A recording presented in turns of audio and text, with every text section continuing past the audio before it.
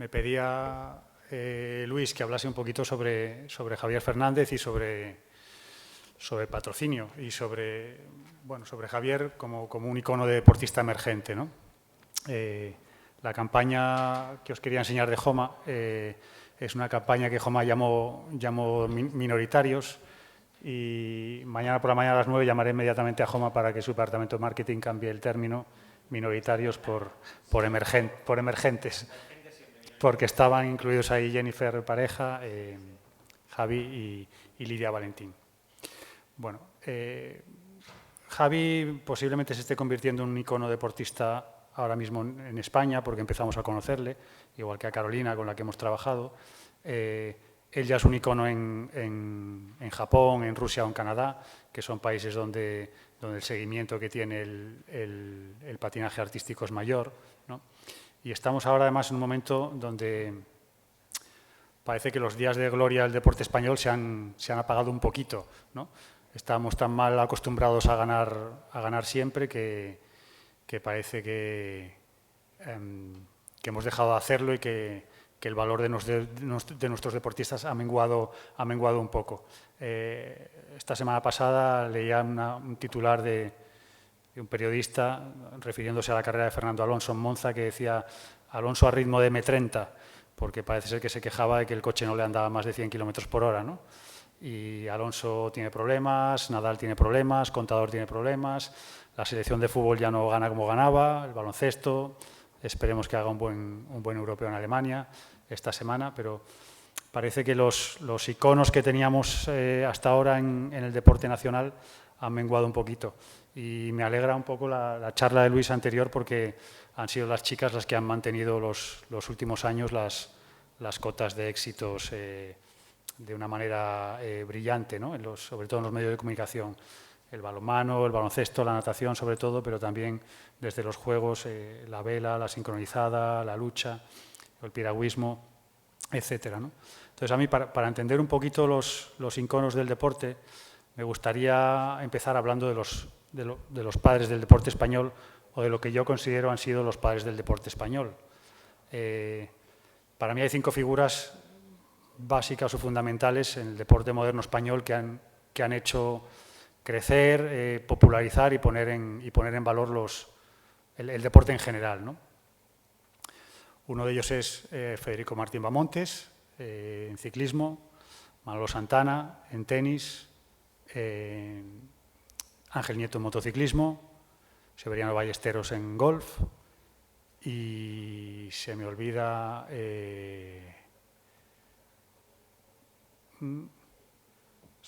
Paco Fernández Ochoa, perdón, en esquí.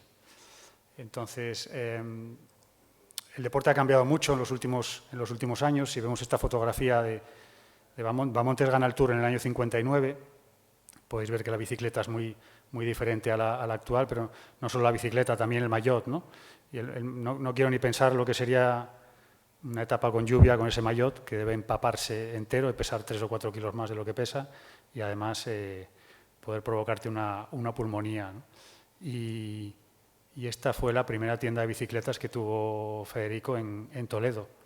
En aquella época, después del 59, después de que le ganase el Tour, las guías de turismo en Bélgica y en Holanda recomendaban, al venir a España, pasar por Toledo, por la tienda de Bamontes. Es espectacular donde él llegó a poner el nombre del deporte del ciclismo español en el mundo, ¿no?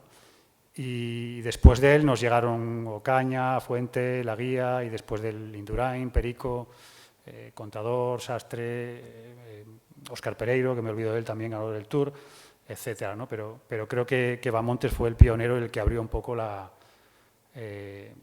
vía para que todos en este país empezásemos a pedalear y a montar en bicicleta. Hoy en día ya no puedo ni decir lo que es el cicloturismo en España, la cantidad de aficionados que hay. Otro de los padres del deporte de los que hablaba, me gustaría que mirásemos bien esta fotografía, porque con una actual, de un gran premio actual, podríamos jugar al juego del periódico, no de las 7 diferencias, ¿no?, sino de las 7000 diferencias, ¿no?, porque la foto es muy distinta a los grandes premios actuales. No solo las motos, que vemos que llevan una rueda que parece una bicicleta, de lo poco ancha que es, que es rugosa además, no había neumáticos lisos, la disposición de los cilindros, el chasis, la suspensión, que es de muelle, etcétera, ¿no? La protección del circuito, porque la valla está muy pegada al asfalto, pero incluso el casco Ángel Nieto, el casco que lleva Ángel en la mano, relativamente moderno, comparado con el casco que lleva el piloto que está detrás, ¿no? Que es un casco con muy poquita protección y con unas gafas externas. Pero lo que llama poderosamente la atención de la foto es el mono de los pilotos, el mono y la moto. El mono no tiene publicidad. Fijaos lo que ha cambiado en unos años. El mono tiene 0 sponsors. Si vemos la fotografía siguiente, aquí tenemos a Ángel Nieto con un jovencísimo Marc Márquez en su primera temporada en 125. Y a Marc le podemos contar 8 o 9 patrocinadores diferentes en su mono, porque algunos están repetidos, pero es que Ángel Nieto, que no es piloto, que ha dejado de ser piloto hace 40 años, lleva 6 sponsors en su camisa. O sea, fijaos lo que ha cambiado la vida del patrocinio y la vida de la sponsorización en el deporte. Y decía que estos son los padres del deporte porque ellos son los que lo han popularizado. Ángel, desde luego, fue un luchador en su época porque el deporte de las motos fuese transmitido por televisión, fuese seguido por las radios, saliese en prensa, y eso es lo que ha ido propiciando que los patrocinadores hayan ido entrando a seguir a los pilotos, ¿no? Ángel cuenta como anécdota muchas veces que cuando él empezó con Repsol, el logotipo de Repsol no es el actual, era un sol naciente, y en Japón, cuando él llegó con la publicidad de Repsol, le preguntaban si era un Aftersun, si era porque no sabían lo que eran. Tuvo que aclarar que era una marca de gasolinas y lubricantes, ¿no? Porque viene a colación un poco de lo que ha comentado Luis antes con Carolina Marín, que con Carbonell hemos tenido que cambiar el logo, o la leyenda del logo. En España es Carbonell 1866 y en Asia lo han cambiado por Olive Oil, para que el asiático entienda que es una marca de aceite de oliva, que es un alimento, ¿no? Porque allí no lo conocen. Con Paco Fernández Ochoa, que también lo comentaba antes, pasó otro tanto lo mismo. Da miedo ver los guantes y el gorro que lleva, porque no llevaba ni casco en aquella época, ¿no? Bueno, los esquís, por supuesto, tienen un canto muy grueso y no son unos esquís de carving como los actuales, pero Paco, a raíz de su medalla, y recuerdo en el funeral de Paco, Ángel Nieto comentaba que si en este país la gente esquía gracias a Paco. O sea, fue él un poco el pionero de que se abriesen estaciones en este país, de que la gente empezara a esquiar. Él asesoró en muchas estaciones y muchas pistas para que se abriesen pistas y para que ese deporte fuese importante en España, ¿no? Pocas fotos he visto del rey pasándole la mano por encima del hombro a alguien, y yo creo que a Paco lo consideraba un amigo y un precursor y un pionero en estas lides del deporte, ¿no? Otro de los que mencionaba antes, Manolo Santana, ganador del US Open, de Wimbledon y 2 veces Roland Garros. Estaba desmontando fotos y he desmontado una de Lili Álvarez, que me da pena haberla desmontado porque también ha sido la única chica precursora en el deporte femenino, o la más importante, ¿no? Jugó 3 finales de Wimbledon, ganó Roland Garros en dobles en el año 1929 y creo recordar, a lo mejor Luis me puede corregir, que fue la primera mujer olímpica en el año 24. Seguro que tú lo sabes mejor que yo, que tú eres una enciclopedia para eso. Pero también esta foto antigua llama la atención, sobre todo porque la lona trasera del torneo no nos dice ni en qué torneo está jugando Manolo, que no lo pone, no recuerdo dónde saqué la foto. Además llama la atención que no pone ni de dónde es el torneo ni hay ningún tipo de publicidad, y además llama la atención... lo importante es que no hay publicidad, y sobre todo me llama poderosamente la atención los relajados que están el roquejopelotas y el juez de silla. El roquejopelotas está demasiado relajado y el juez yo creo que se está hasta aburriendo, ¿no? Que llaman mucho la atención con respecto a la seriedad y la atención que ponen los jueces hoy día. De hecho, cada 6 juegos los cambian por la tensión a la que están sometidos, ¿no? Y este es un Manolo unos años después, en una promoción ya de un torneo de tenis, un torneo de pádel, del Padel Tour en Marbella, ¿no? Pero fijaros la cantidad de patrocinadores que hay aquí, ¿no? Y después un caso también sin precedentes en el deporte español es Severiano Ballesteros, otro monstruo del deporte, aquí en uno de sus primeros torneos importantes, también lo veis sin publicidad en su chaqueta, sin una gorra con publicidad, sin nada a su alrededor. Y aquí he montado una foto que a mí me parece muy emblemática, a mí y a mucha gente de la prensa, porque es la victoria, creo que de su segundo abierto de Gran Bretaña, también me podrá corregir Luis, seguro, lo ganó 3 veces, además de 2 veces Augusta, y esa foto icónica, con ese gesto de puño tipo Rafa Nadal, ¿no? que es muy racial, un gesto muy español, pues ha llegado a convertirse en un logotipo que José María Olazábal portó como, vamos, José María Olazábal y el resto del equipo europeo de la Ryder Cup del 2012 portaron en sus gorras, ¿no? Pocos deportistas en el mundo han conseguido que una foto suya se convierta en icono y se convierta en una imagen de marca, ¿no? Michael Jordan la tenía, recordaréis, ¿no? La foto del emblema de las Air Jordan, ¿no? De Michael Jordan con las piernas abiertas en el concurso de mates no recuerdo el año, del partido del All-Star. Y bueno, pues Jordan y Severiano Ballesteros tenían su propio logo y los dos llegaron a jugar al golf juntos. Como veis, Severiano fue capaz de dar unas bolas con el mítico jugador de baloncesto. Cuando yo era pequeño, lo único que salía en los sellos de correos era el rey, pero Severiano consiguió tener hasta su propio sello de correos, ¿no?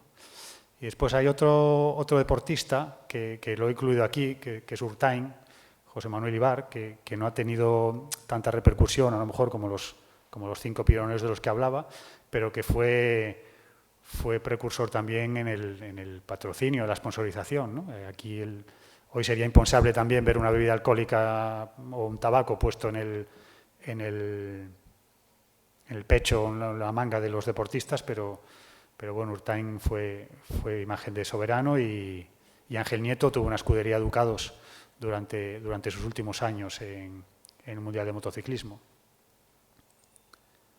Hoy la imagen de los deportistas ha cambiado mucho, ¿no? Que es lo que es importante ver o comentar, ¿no? Los deportistas hoy son tratados como marcas y son susceptibles además de ser valorados, tienen un valor como imagen de marca, ¿no? Y hoy día todos los deportistas han aprendido a cuidar su valor de marca, ¿no? Algo que nos comentaban antes, como una salida nocturna, como la de Piqué, pues te puede tirar por tierra un poco el buen trabajo de imagen de marca que has estado haciendo durante años, ¿no? En las redes sociales, Rafa Nadal, lo estaba mirando antes, tiene, en la conferencia de Israel, lo estaba mirando, Rafa Nadal tiene 14,5 millones de seguidores en Facebook y Federer 14,3, están prácticamente empatados en seguidores, pero llama poderosamente la atención que cualquier cosa que publique Rafa Nadal en Facebook llega a 14,5 millones de personas. Es decir, para mí, si fuese patrocinador, sería impensable o incalculable el valor que puede darle eso como cualquier recomendación o cualquier prescripción que haga Rafa en las redes sociales. Para nosotros que trabajamos con deportistas es siempre más difícil trabajar los patrocinios colectivos que los individuales, ¿no? En ese sentido he tomado aquí una frase de Jorge Valdano que dice que siempre un vestuario es una sociedad miniatura. Está el líder, el gregario, el sindicalista, el rebelde, el melancólico, etcétera, ¿no?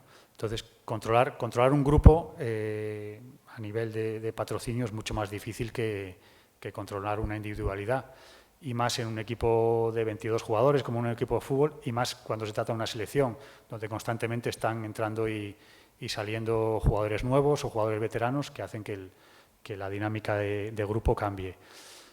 Creo que uno de los valores del deporte español en los últimos años es que en deportes colectivos sí que logró tener esos valores. Es decir, la selección de fútbol durante sus 2 Eurocopas y su Mundial consiguió trabajar como una piña. No había un líder claro en ese equipo, ¿no? Como lo puede haber hoy día en el Real Madrid, un Ronaldo o un Messi en el Barcelona, ¿no? En aquella selección de fútbol parece que que Casillas era igual de importante que Iniesta, que Busquets o que Pedro o que Xavi Alonso, ¿no?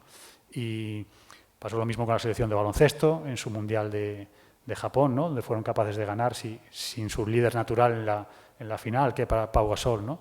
Pasó con la selección de waterpolo, con la de balonmano, con sus 2 mundiales, o con el equipo español de Copa Davis, ¿no? donde yo he tenido la suerte de vivirlo desde dentro, algunas eliminatorias, y el peso de Rafa Nadal o el de Fernando Verdasco o Feliciano López era el mismo dentro del equipo.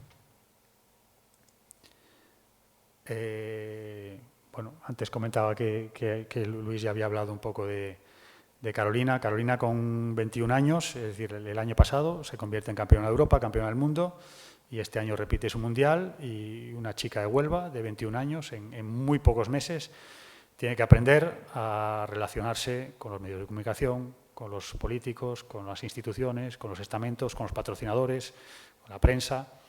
Tiene que aprender a hablar en público, y eso es una faceta que hay que trabajar con ella fuera de la pista, fuera de sus horas de entrenamiento, fuera de su trabajo, ¿no? Pero lo ha ido, no solo lo ha ido aprendiendo, sino que lo ha ido entendiendo como algo lógico, natural, dentro de su faceta como deportista.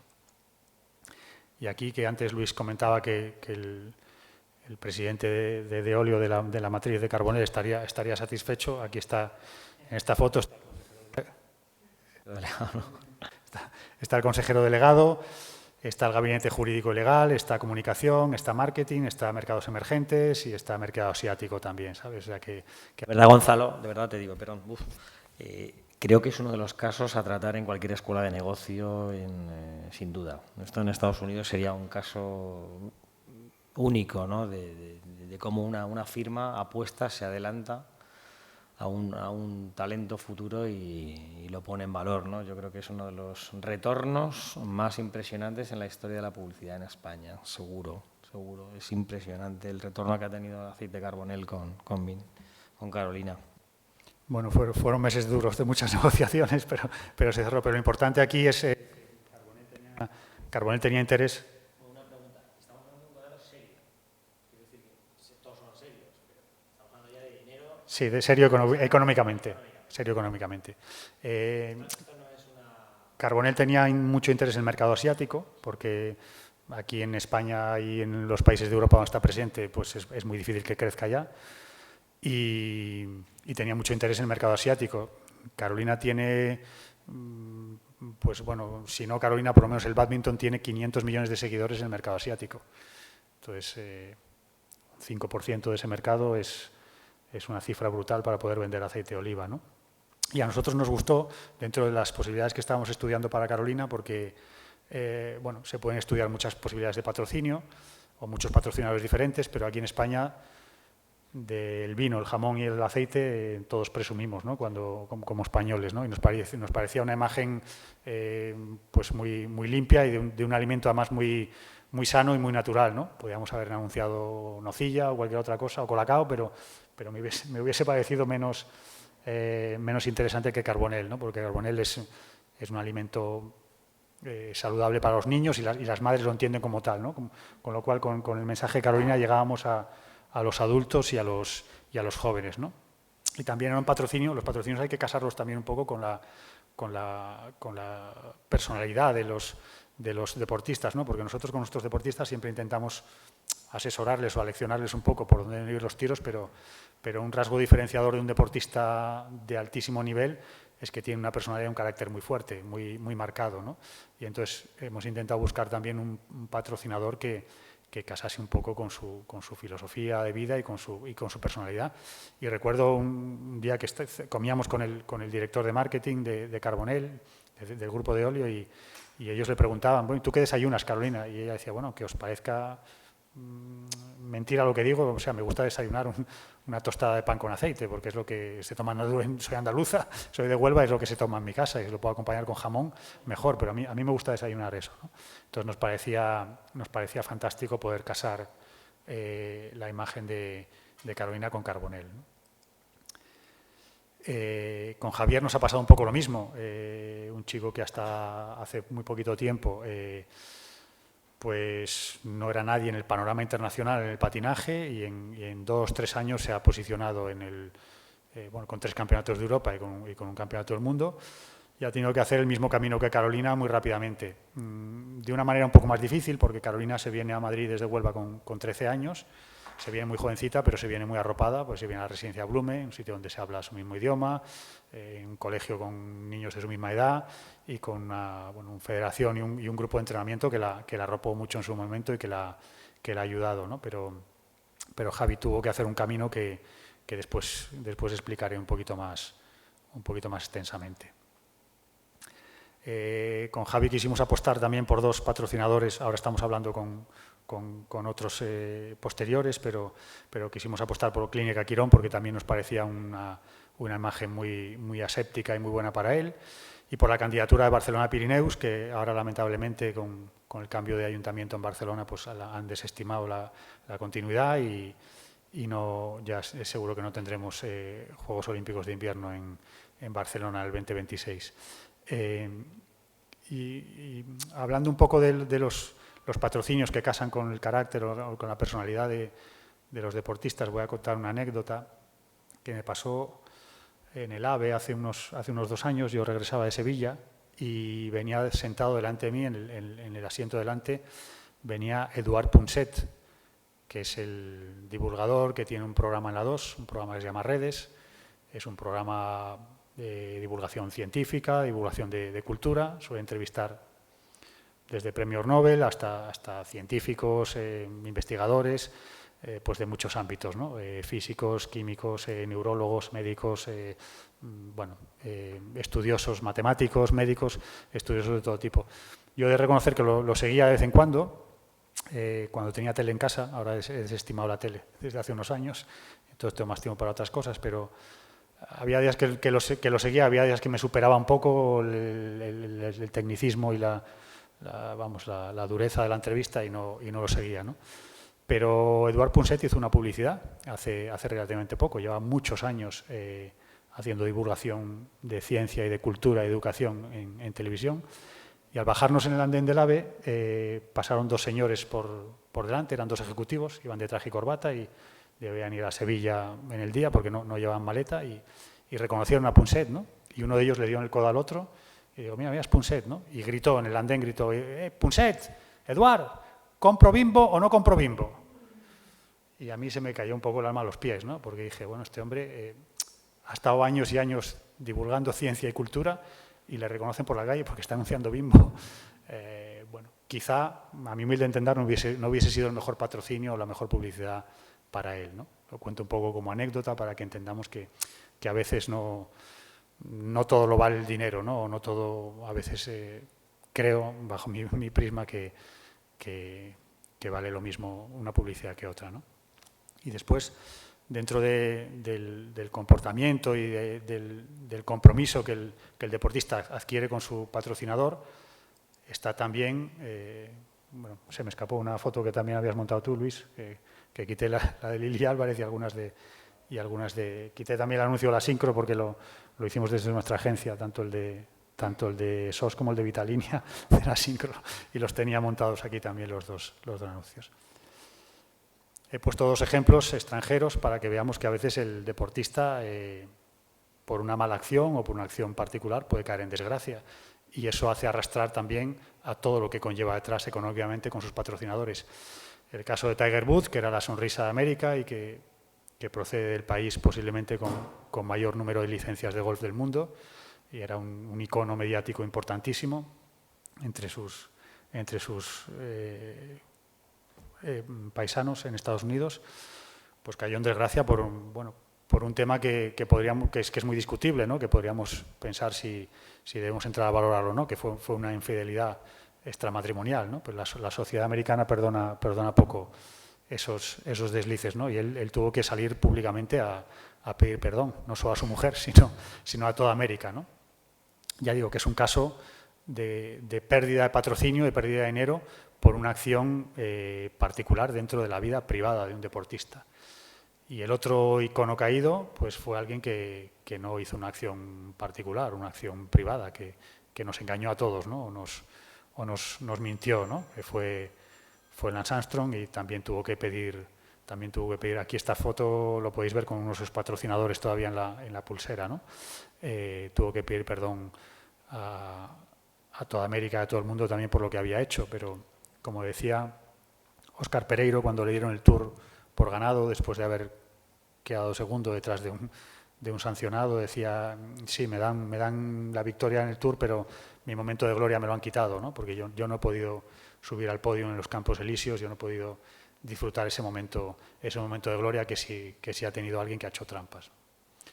Entonces, lo hago notar un poco por la importancia que tiene la vida deportiva y la vida particular del deportista una vez que se enrola en el camino común con un patrocinador.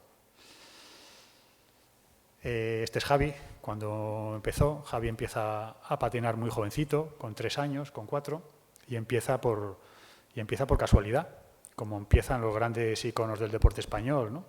Menos Ángel Nieto, que siempre dicen que en su familia a nadie le gustaban las motos y que él tuvo ese veneno y se apuntó como aprendiz en un taller. Manolo Santana empezó con 10 años de recoge pelotas en el Club Velázquez, en la calle Velázquez, aquí en Madrid.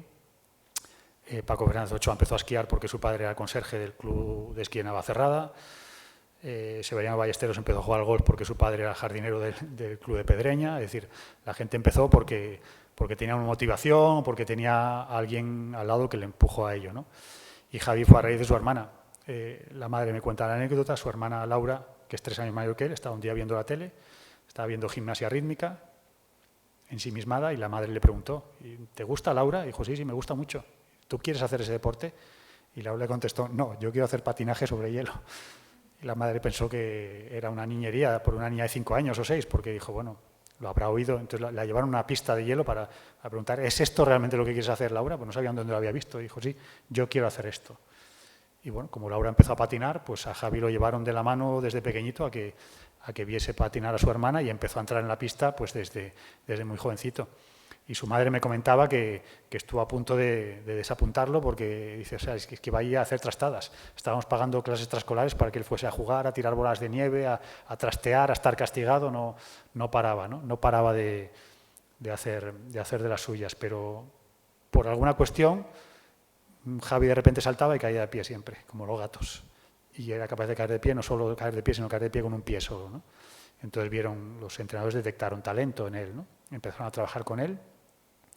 Y un poco lo que comentabais antes en vuestra charla, él tuvo la valentía y los arrestos de decir con 14 años irse a Jaca, porque se le había quedado pequeño, ya cuando empezaba a crecer se había quedado pequeño en Madrid, se fue a Jaca durante unos años porque había mejores técnicos y mejores patinadores, volvió a Madrid porque estaba descontento allí también y con 17 años un entrenador ruso le propone irse a Nueva York con él a entrenar.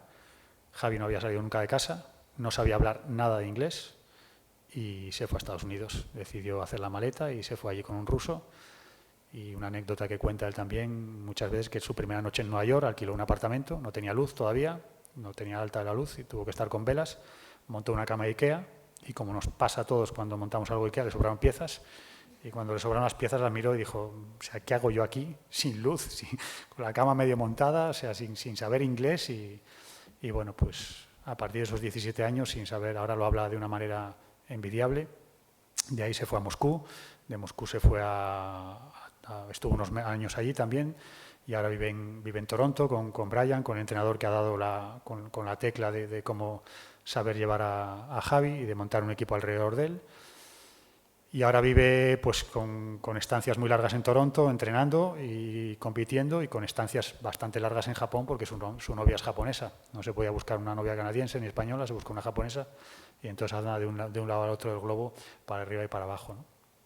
Pero hay dos cosas, dos frases que he puesto aquí de Albert Einstein que yo considero fundamentales a la hora de entender por qué Javi es Javi o por qué un deportista de élite llega ahí, ¿no? Y Einstein decía, todos somos genios, pero si juzgas a un pez por su habilidad de escalar un árbol, vivirá su vida entera creyendo que es un inútil.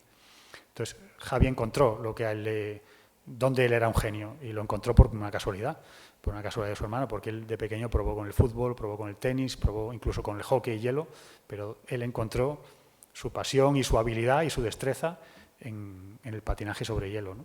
¿Cuántos niños habrá en España por falta de pistas que no han patinado nunca y que a lo mejor podrían tener la misma destreza que Javi, ¿no?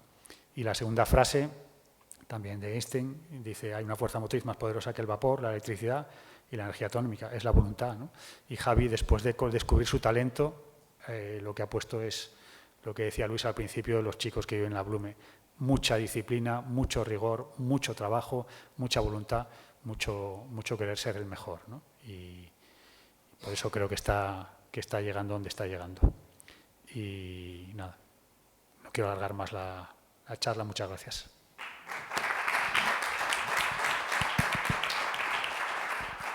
Gonzalo, muchísimas gracias. La verdad que Javier es un referente para todos nosotros, no solo a los que nos dedicamos al mundo de la comunicación, sino a todos sus compañeros. Nos consta que es un auténtico ídolo en la Residencia Blume, y el afecto y su humildad, la verdad que es una maravilla cada vez que le tenemos cerquita de nosotros. Por eso hay que aprovecharle. Cada vez que viene un poquito por España le exprimimos, ¿no? Porque es un auténtico crack y esperemos si queréis, que... si tenemos sonido, que no sé si lo tendré, sí. os pongo el vídeo porque lo veáis, que dura 1 minuto y medio nada más. En principio, sí. El anuncio de Joma, ¿verdad? Sí. Si nos preguntas a los que hemos elegido un camino diferente por qué lo hicimos, te diremos que no se puede explicar. Te hablaremos de pasión, de renuncia, de sufrimiento o de la idea romántica de elegir el lado difícil. Pero no te estaríamos diciendo la verdad. Lo hacemos por egoísmo, solo eso, egoísmo. La verdadera razón es que no queremos compartir con millones de personas lo que nos hace tan felices, como tampoco compartiríamos nuestras familias o nuestros amigos. Y es verdad que la felicidad nos visita poco, pero cuando lo hace, es mucho más nuestra. Orgullosos de haber elegido el otro camino. Orgullosos de vestir como viste la maravillosa minoría. Joma. Respeto por el español. Respeto por el deporte. Esta fue la campaña que hicimos para Joma, de la presentación de su camiseta oficial de este año. Y hemos visto a Jennifer Pareja, no sé si... Sí. Y esta es la repercusión que tuvo para el patrocinador, que quiero que la veáis. Del club. Joma está Y lo quería encantado. celebrar Y el presentando español la también. nueva equipación para la temporada que viene. Y lo queríamos hacer ante toda la afición. Una afición que se denomina a sí misma como maravillosa minoría. Porque nacer en Barcelona y elegir ser del Español es desviarte del camino. No ser de uno de los mejores equipos de la historia teniéndolo al lado de casa. Y elegir ser perico es como ser una niña y decir a tu madre que te quieres dedicar a levantar peso. Jugar al waterpolo. O ser un niño y decidir dedicar tu vida al patinaje artístico sobre hielo. Es difícil, lo sabemos, pero las satisfacciones son increíbles. Por eso en Joma quisimos que la minoría del español fuera más fuerte, más grande y más maravillosa.